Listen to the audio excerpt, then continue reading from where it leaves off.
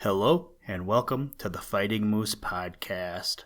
I'm your host and narrator, Jason Hendrickson. This is a podcast where I retell stories, some fictional and some historical, that can be enjoyed by people of all ages. Today, it's going to be short and sweet, and I'm going to try to keep this intro the same. And I don't know if I have done this story before or not, but I did look into the archives as much as I could, but I didn't see it, and it didn't sound familiar when I was reading it. So today, we are going to read the story, The Phoenix Bird, written by Hans Christian Andersen, and it comes to us from his book, What the Moon Saw and Other Tales. Now, let's turn to today's story. I hope you enjoy. Let's begin.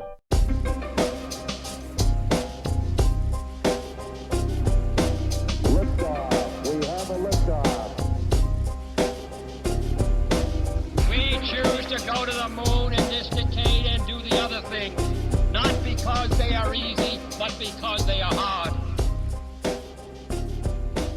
The Phoenix Bird. In the Garden of Paradise, beneath the Tree of Knowledge, bloomed a rose bush. Here, in the first rose, a bird was born. His flight was like the flash of lightning, his plumage was beauteous, and his song ravishing. But when Eve plucked the fruit of the knowledge of good and evil, when she and Adam were driven from paradise, there fell from the flaming sword of the cherub a spark into the nest of the bird, which blazed up forthwith. The bird perished in the flames, but from the red egg in the nest there fluttered aloft a new one, the one solitary phoenix bird. The fable tells us that he dwells in Arabia and that every year he burns himself to death in his nest. But each time a new phoenix, the only one in the world, rises up from the red egg. The bird flutters round us, swift as light, beauteous in color, charming in song. When a mother sits by her infant's cradle, he stands on the pillow and, with his wings, forms a glory around the infant's head. He flies through the chamber of content and brings sunshine into it, and the violets on the humble table smell doubly sweet. But the phoenix is not the bird of Arabia alone. He wings his way in the glimmer of the northern lights over the plains of Lapland and hops among the yellow flowers in the short Greenland summer. Beneath the copper mountains of Fablon and England's coal mines he flies, in the shape of a dusty moth, over the hymn book that rests on the knees of the pious miner. On a lotus leaf he floats down the sacred waters of the Ganges, and the eyes of the Hindu maid gleams bright when she beholds him. The phoenix bird, dost thou not know him? The bird of paradise, the holy swan of song. On the car of Thespis he sat in the guise of a chattering raven, and flapped his black wings, smeared with the lees of wine. Over the sounding harp of Iceland swept the swan's red beak. On Shakespeare's shoulder he sat in the guise of Odin's raven, and whispering in the poet's ear immortality, and at the minstrel's feast he fluttered through the halls of the Wartburg. The phoenix bird, dost thou not know him?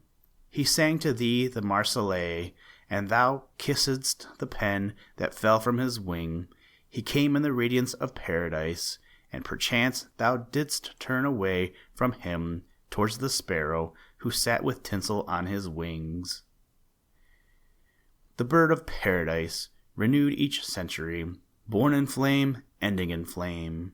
Thy picture in a golden frame hangs in the halls of the rich, and thou thyself often fliest around, lonely and disregarded a myth, the phoenix of Arabia. In paradise, when thou wert born in the first rose, beneath the tree of knowledge, thou receivedst a kiss, and thy right name was given thee, thy name Poetry.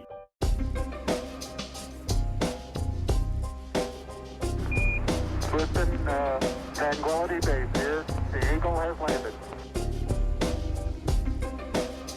That's one small step for man,